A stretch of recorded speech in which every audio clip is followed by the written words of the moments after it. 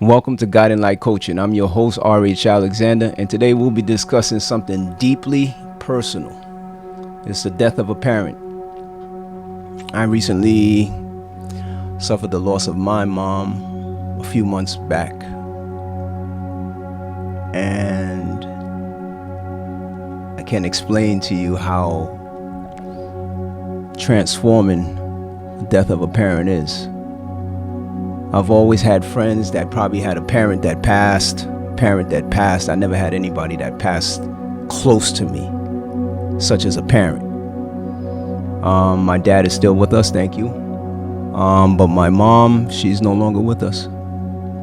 And naively, I always thought my mom would be the kind of person that would last for a long time in my life, to see me go on to do greater things in this world. But that's not the way it went down. And the thing about it was, my inner voice had been telling me for a while, spend time with mom. You know, she's not going to be around much longer. And I'm just having these internal conversations with myself, and I'm like, where is this coming from? But the eye sees more than we want to interpret for ourselves.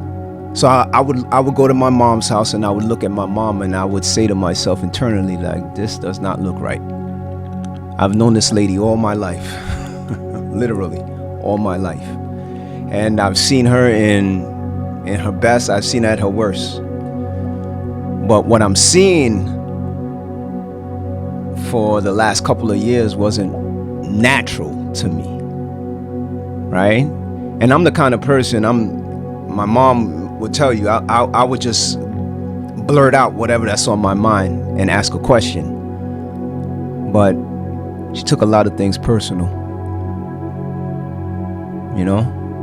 And I'm thinking to myself, well, if mom allowed me to ask a question and she wanted to answer it truthfully, we probably wouldn't have been at this situation where we are today.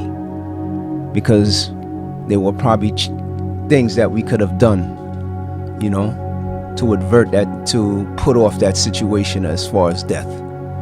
And when we think of death, we have to ask ourselves, what is death? Well, the definition of death is, in its most literal sense, is the end of biological life, the cessation of breath, heartbeat, and brain function. On a human level, death is more than a clinical term. It is a separation, a void, and a powerful transition that demands emotional, spiritual, and psychological response. When a parent dies, especially a mother, the impact often shakes the foundation of our identity. All right, so it's a biological death. But all right, let's dissect this, all right, because I like getting into things. All right, so in the literal sense, it's the end of a biological life. All right, and what is life? Because in order to have life, you have to be living, right? So death is the end of something biological that was living, it's no longer living, right? So now you have to ask yourself, if biologically something stops living, right, what are the other entities that creates that individual? You have a body, you have to have a essence, which you call a soul or a spirit, right? And it has to be connected to something that is greater than the one that is in the world, right? So then when a person no longer is living, biologically that body has ceased to live, right? Now what happens to the spirit? Does the spirit continue living, or does the spirit demise also with the individual that stopped living, right? And is that individual still connected to the creator, right? All right, so I'll put my opinion out there, since I have a mother that passed away and I can speak on this. Biologically, my mom is no longer alive. All right, my mom is only alive in memory, not in spirit, not in spirit. All right, because you have to understand. All right, my mom was connected to the Creator that gave power to her biological body. All right, which gave energy to her biological body, which gave her a spark, which gave her life, so she could be animated and living in the world for as long as she was in the world. Now she's no longer in the world. So would I say my mom is in heaven? No, my mom is not in heaven, because heaven is in the living, not in the dead. All right? All right. Now you guys could go to biblical if you don't want to. You could read it. You could open the Bible right now. All right? Because you have to ask yourself, when the Lord Jesus Christ died or gave up his life, his spirit, and came back in 3 days, right? And then they said it's the rapture and he left the world again. Did Jesus die? No, he did not. At no time in this world did Jesus die, right? He was asleep for 3 days and then he came back. But everybody else that's sleeping, right? Even my mom, she's been sleeping for a while now. Is she getting back up in 3 days? No, she's not. It's impossible, because this man said he was connected to the Father, which is the Creator. My mom is connected to the Creator, but did she acknowledge what the Creator was, who the Creator was? Did she? Nope. My mom went with the rhetoric like everybody else. So now she's sleeping in a box somewhere, right? And her body is decomposing. Well, it would have been decomposing if she wasn't cremated, but it would have been decomposing, right? And we would say that she's in a better place. No, she's not in a better place. I am a mature, intelligent individual. All right. And my mom told me common sense was made before books. So common sense said, if the Lord gave you a body, gave you that spark of life, and you were connected to him, and you are no longer alive today, then that means it wasn't the Lord that demised or expired your body. That means he gave you a gift. You did not understand it was a gift. You did not understand how to take care of that gift and how to prolong that gift to 200 years, 500 years, 1,000 years, 10,000 years, 1,000,000 years. You don't know how to prolong that gift. And you ask a question right now, is the Lord God Jesus Christ still alive? I would have to say yes, because he did not die. He went to sleep. He got back up on the third day. He walked around with mankind and he decided to go bye-bye. Right? And to this day, everybody's still waiting for him. And to this day, everybody's still dying for him. Right? And they haven't learned the message. They haven't figured out what the message was. You can do this on your own. He gave you a book, which is the manual. He taught you how to do it. He showed you how to do it. Right? And he done it several times. But yet still, here you are. You call it the good book, and none of y'all are doing good. None of y'all are doing good to the point where you are now, let's say, put it this way, you are doing good to the point where you're living to 150, you're 200 years, and you're 300 years and 400 years. But mankind has told man that he can only live to maybe 80, 90, 100. You know, anything longer than that, it's impossible. And now you have to ask yourself, why is it impossible? Right? And it may sound like I'm ranting, but why is it impossible? Nothing is impossible to the Most Highest. Nothing. So when you guys are telling me 75, 80, 90, 100, and you go kaput out here, according to the Bible, you're making God a liar, because he gave you life forevermore. He gave you this body to live in forevermore. Now dig it. When you start to get old and you start to get aged out here, that's not God. That's you. He gave you a body. He told you that this body is your vessel, and this vessel will live forever and ever and ever, because he created your life forevermore. He didn't create the spirit forevermore, because the spirit is nothing but energy. All right, you have to understand that energy cannot be destroyed and it cannot be created. It just is. All right, so now he gave you something that cannot be destroyed. He gave you something that's eternal. He gave you something that is forever. But yet still, You're expired on this earth, and your body is now in the grave, and somebody's now saying that you're in heaven. You're living the good life right now. How can you be living a good life without a body? How can you be eating good food without a stomach? How can you be enjoying the rays of the sun without a body? Right? Now, he said he created the body from the dust of the earth. He created mankind, or man, in his image, not mankind, man in his image, right? So anything that is born or is sired out of man is in the most highest image, right? So that means when the Most Highest created the first man, he created in his image. So that means that man is supposed to live forevermore without end.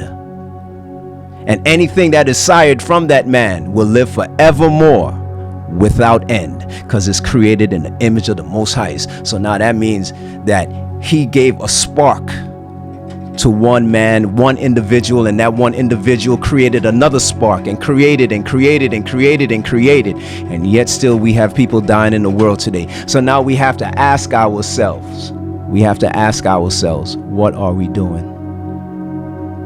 What are we doing? Right? Because now you have to ask yourself, you're now looking for something, you're now experiencing a human condition, right? And it wasn't a condition before, right? You think God created life and then he turned around and created death after he created life? That does not make sense. That does not make sense. That does not make sense. Why would someone create something to live forevermore and then create death to remove that thing? And then still say that there's life forevermore in the afterlife. Are you kidding me? That does not make sense to me. So is my mom in the afterlife, or my mom is just not in any kind of life? My mom isn't in any kind of life right now, man. My mom does not have a body to enjoy life nor the living. She cannot hear anything anymore. She cannot communicate anymore. Now, there's some people that say, oh, the dead will speak to them in a dream. The dead will speak. That's not possible. That's not possible. That is not possible.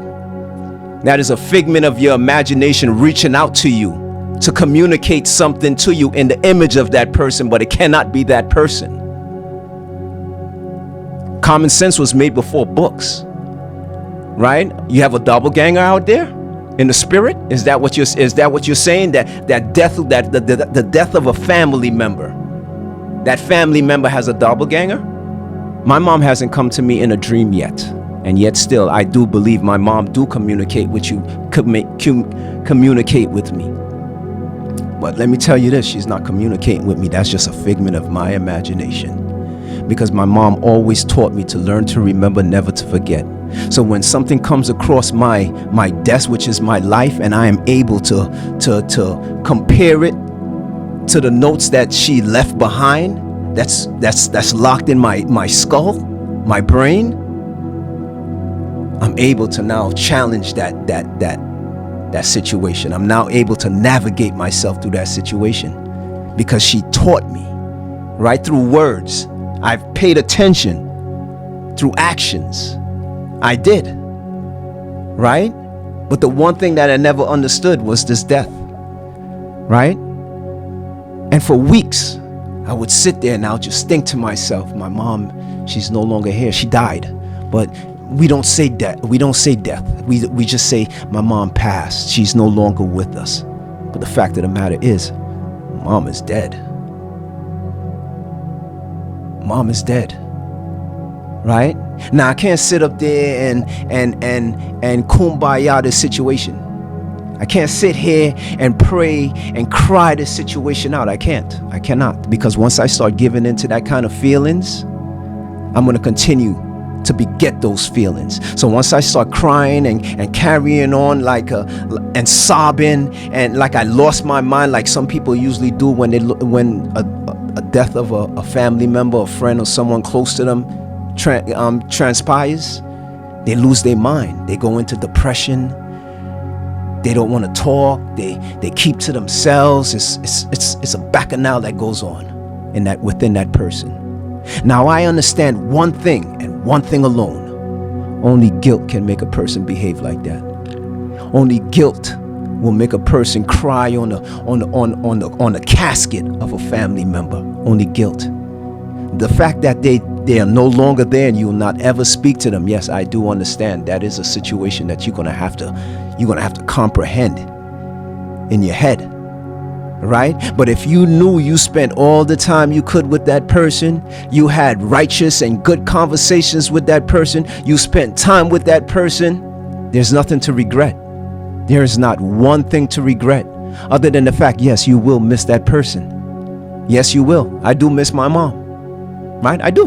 Her birthday will be coming up and I will be like, wow, it would be mom's birthday today, and so on and so forth. Yes, I still continue living like if my mom is still here with me, right? But I know my mom is not here with me, man, right? I buried my mom already in my mind, but the fact of the matter is she's still my mom, right? So I have all these memories. I have all these situations where she taught me something that I still use to this very day. And when I use it to this very day, wow, I remember how my mom taught me that. I remember when my mom taught me that, right? So I'm still keeping my mom memory alive, right? I am, right? But my mom is not alive. She's not in the spirit. She's not a ghost. She's not going through walls. She's not doing none of that, right? The Father gave her a power, which was his spirit, which was his energy, and she was alive for 40, 70 something years, 75, 70, going on 76 years. She was alive. She was living. She was living in this life, right? Whichever way she lived, right? Apparently, whatever the situation happened between her and her creator, it came to an end one day. Like most of the situations that most of us have on this planet today, it will come to an end, right? It is not supposed to come to an end, right? And when that happens, you have to ask yourself, you have to really ask yourself this question. If this man created life forevermore, right? He didn't create life forevermore so you could become 75 and then you look like you a pretzel. Your skin is all aged. You lost strength in your muscle, your bones. I mean, you're losing your hearing, your eyesight is going bad, your organs are shutting down. He didn't create that. He did not create that.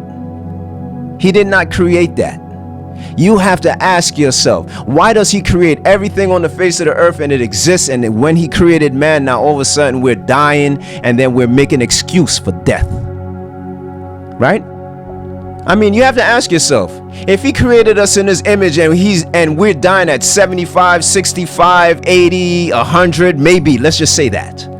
So that means the creator died at 80.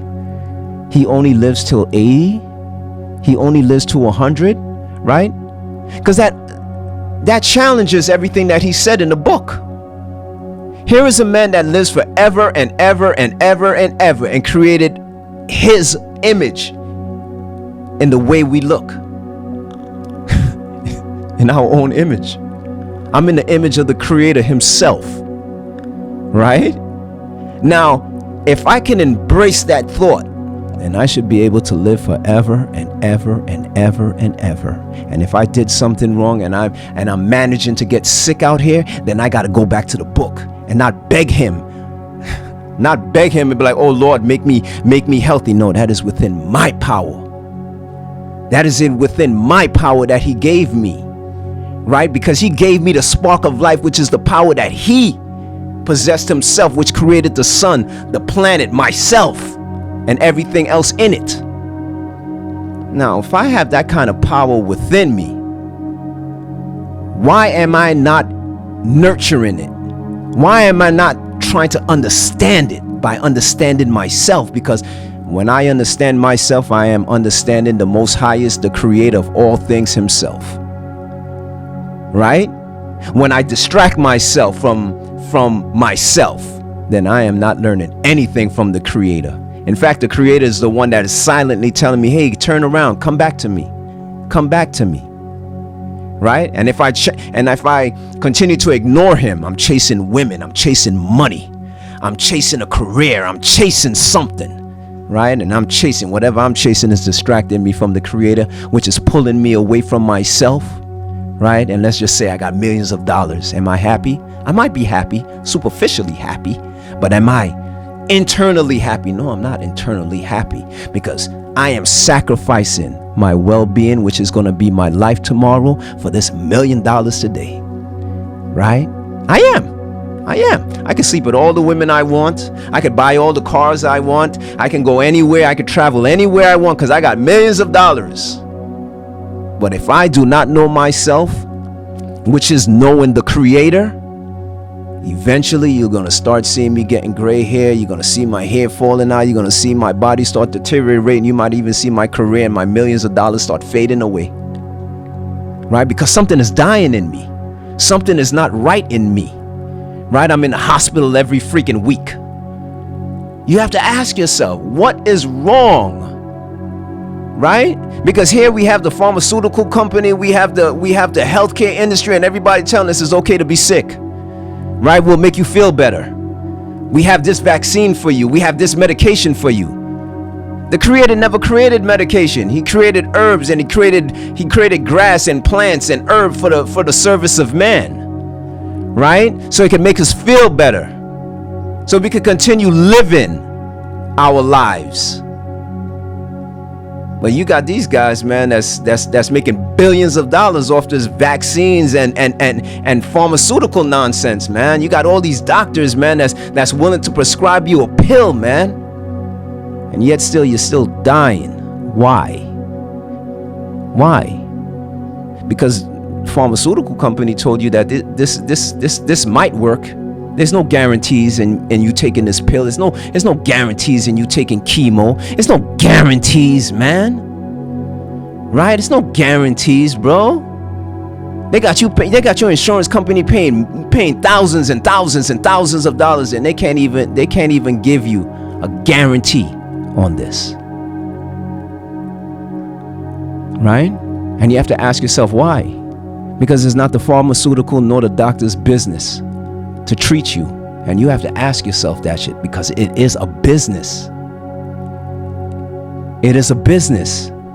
And you have to understand that it is a business. And as long as it is a business, you better be paying attention to your business instead of their business. Because when you're sick, guess what? Now you're paying attention to their business. Because now you in their hospital bed, you're in their ER, you in their doctor's office, and now they're prescribing to you their medication and their form of whatever they think you have, they diagnose you with, and this is what they think will help you, right? Will help you feel better. And it's not going to make you better. It's going to make you feel better. Because that's the first thing they ask you when they come to you. Say, how you feeling? Oh, I'm feeling better. Okay, so we'll get you ready and get your paperwork together and we'll discharge you. Right? Right? And if you don't feel better later, you could always come back. Really? So I spent $700,000 on a Lamborghini, and 3 days later it's broken. Right? Now I don't have a problem. Lamborghini has a problem, because now you selling this luxury car that is worth $700,000, and as far as I'm concerned, it's not a Toyota. So I should not have Toyota problem with a $700,000 car. Right? So now we have a problem. Right? Because now you have $1 billion corporation, man, that's telling you that we making pills and we making vaccines and we making medication to make you feel better. But yet still it doesn't give you a longer life. It doesn't give you an extension on your life. It doesn't do anything. Because it's not their business to make you feel better. It's your business to regulate that life, that living, that body that was given to you. Now, if you want to tack on 300 pounds on it, that's your business. When you have problems, then you're going to need them in their hospital, and you're going to need them and their medication and their vaccine.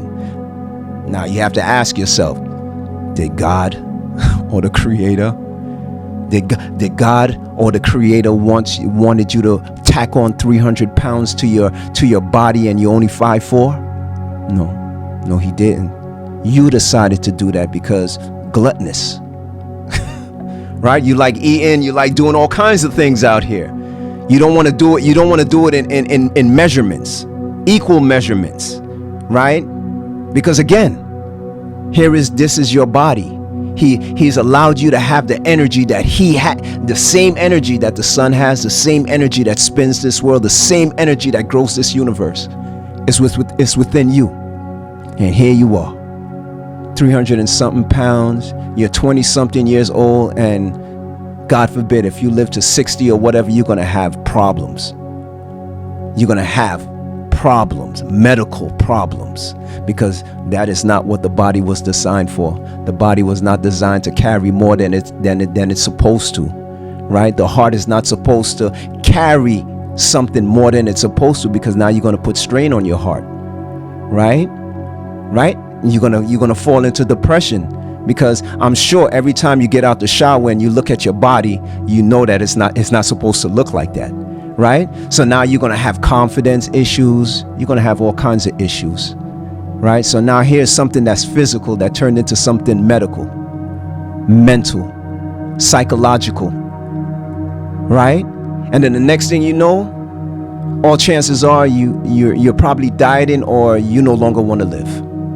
And that is your mindset.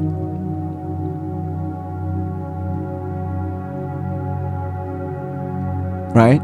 And this is supposed to be death of a parent. But before you become a parent, you were living.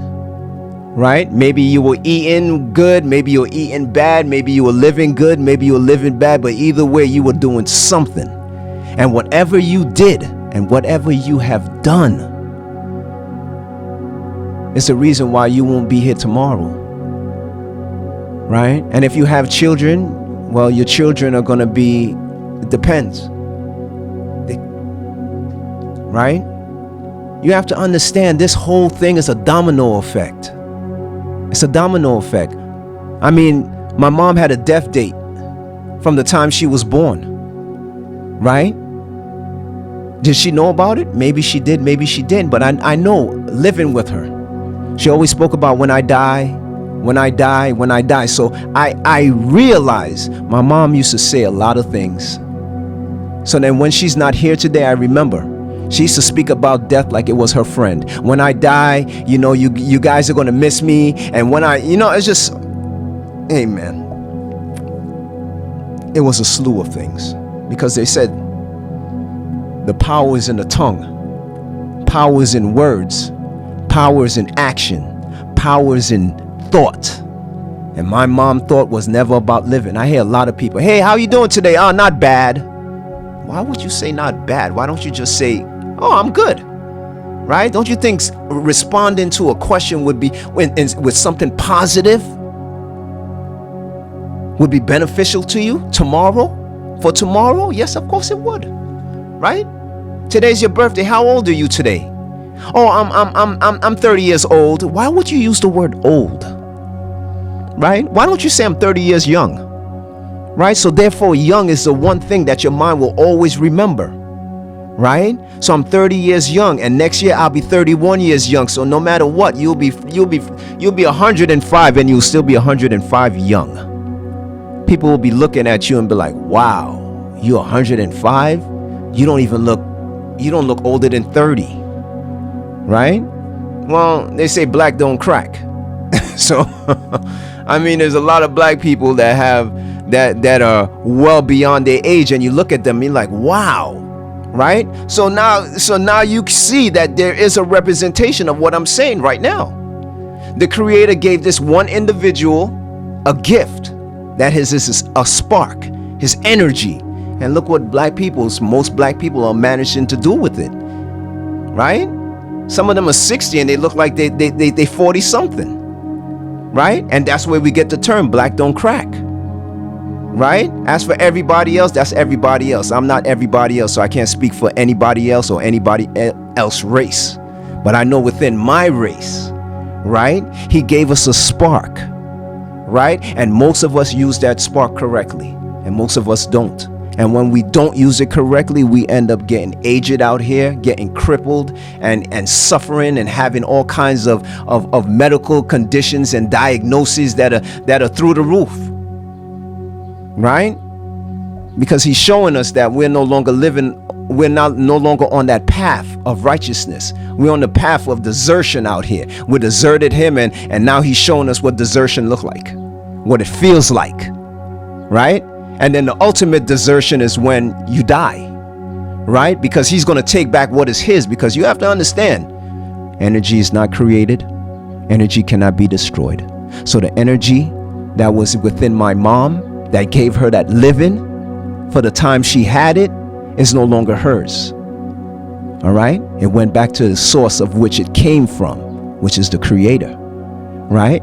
And does it have the memory of my mom? No, it does not have the memory of my mom.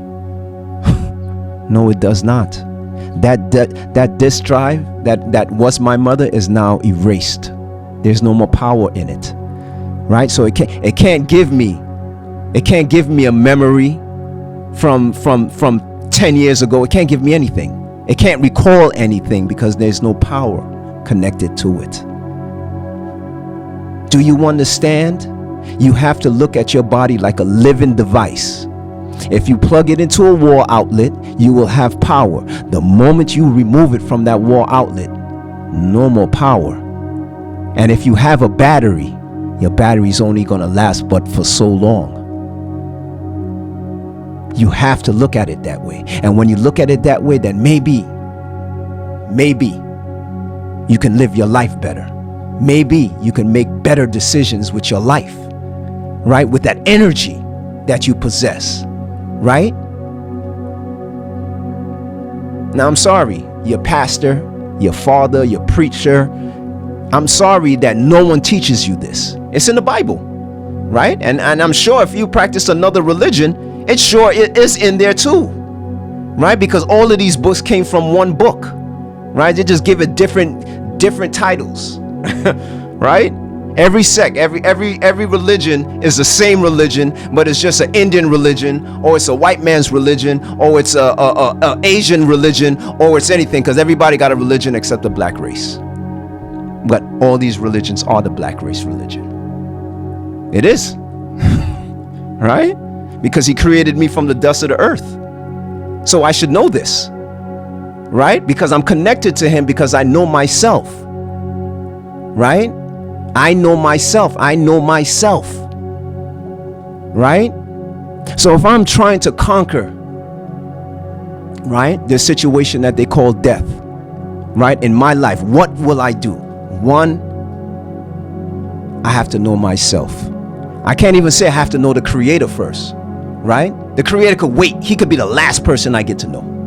I need to know myself. I need to understand why I am the way I am. I have to understand why I think the way I think. I have to understand why I have a disposition the way I have a disposition. And I can't grade my disposition or the way that I think or the way that I behave and perform based on the Christ Jesus, based on Moses, based on Joseph, Abraham, and so on and so forth. No, he's not, because last time I checked, I was the only one that is like me.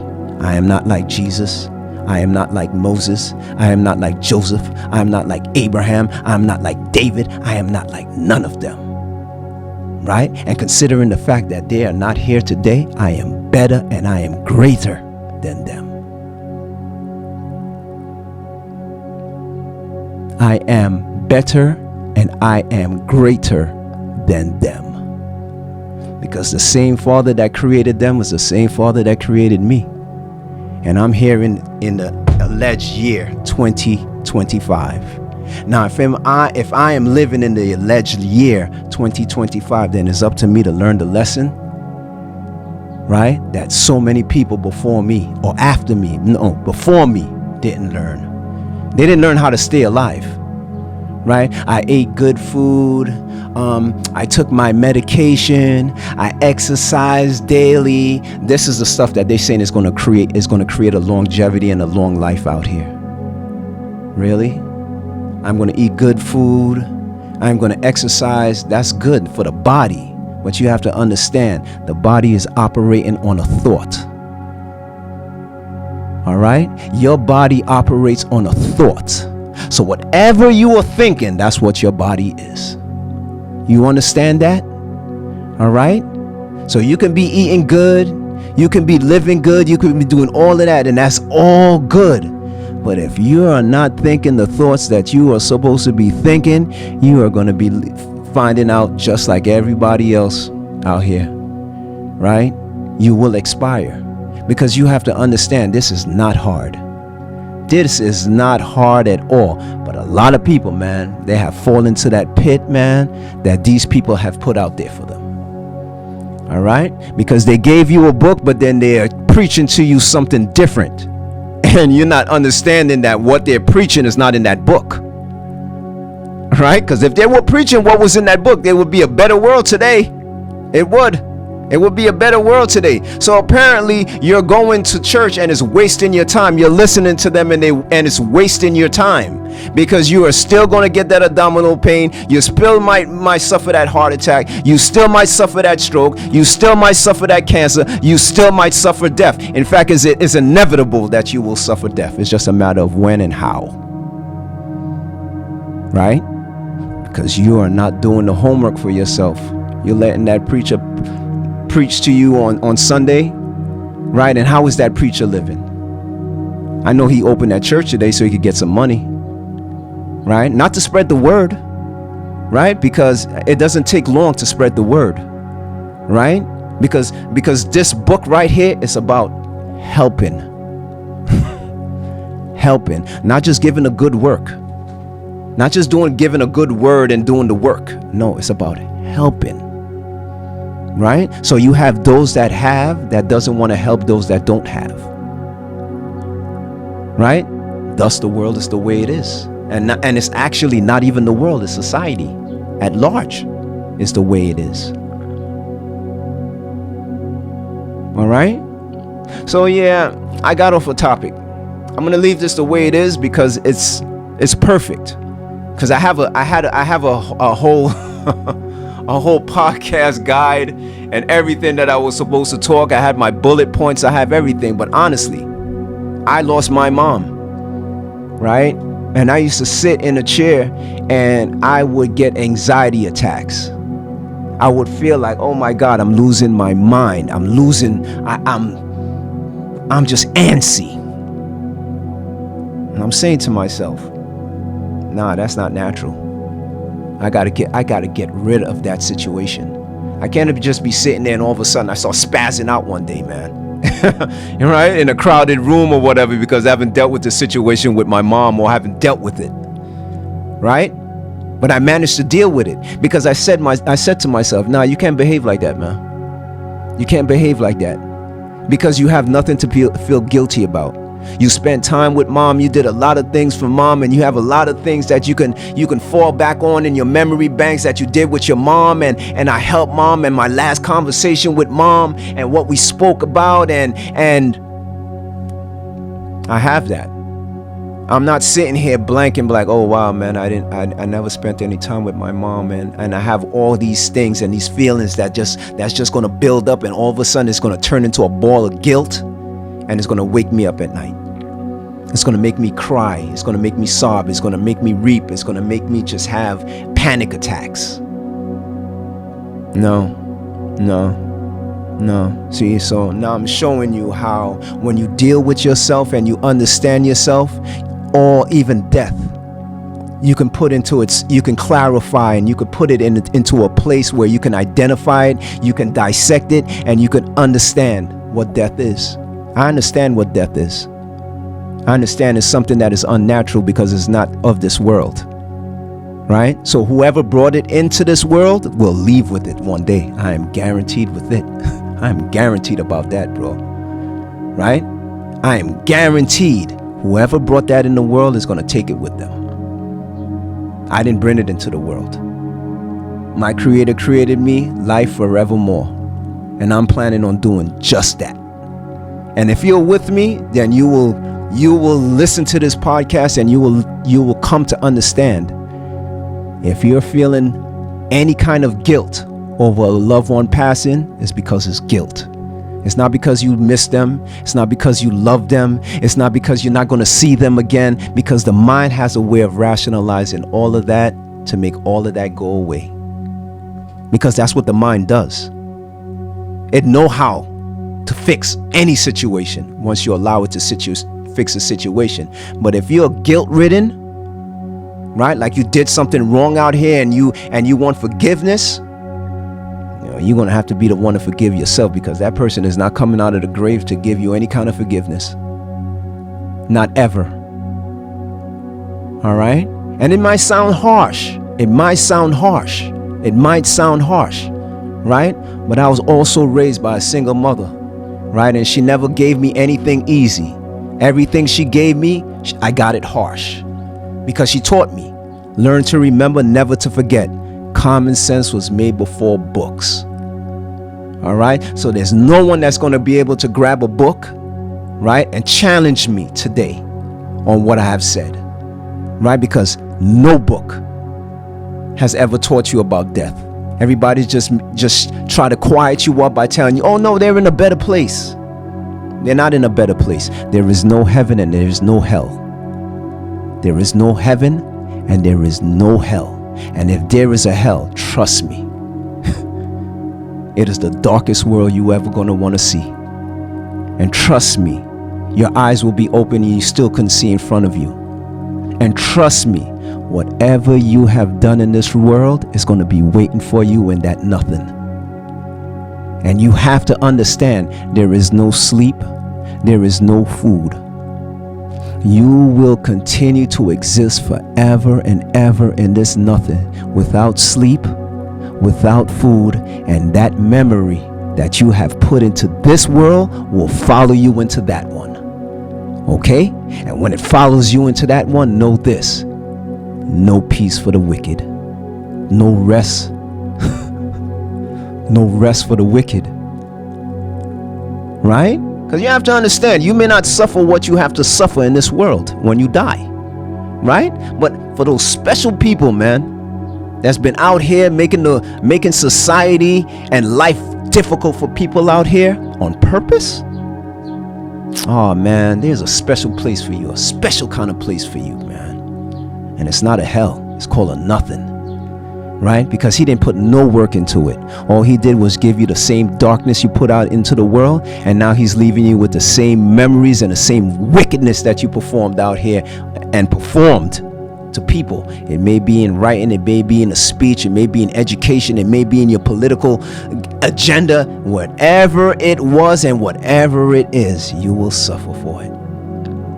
And I don't care if you're a pastor, I don't care if you're a teacher, I don't care if you're law enforcement, whatever it is, there is a place waiting for you. Now, if my mom happens to be there, then my mom will happen to be there. That's not my problem. My problem is me looking out for number one, myself. All right? Now, I'm sharing this information with you guys because I think it is pertinent to your well-being, because I've written a book. It is called The Workings of Power: Why We Live to Prosper or Suffer and Die. Now, I will tell anyone, if you have $15, man, to spare, go on Amazon and pick up this book. I guarantee you to go to Amazon and pick up this book. And when you pick up this book, I guarantee you will understand why people die. You will understand why so many things happen out here in the world, because you've been misinformed. And you think the misinformation they gave you, you think is legitimate information. And you have no idea what you have done. But I'd like to thank you for your time. I'd like to thank you for your patience. I'd like to thank you because, again, this wasn't the way I wanted to do this podcast, but you know what? I have no say over it. Only the Creator does. And this is the message that He wanted me to put out here today. And by all means, I hope you enjoy it. Thank you.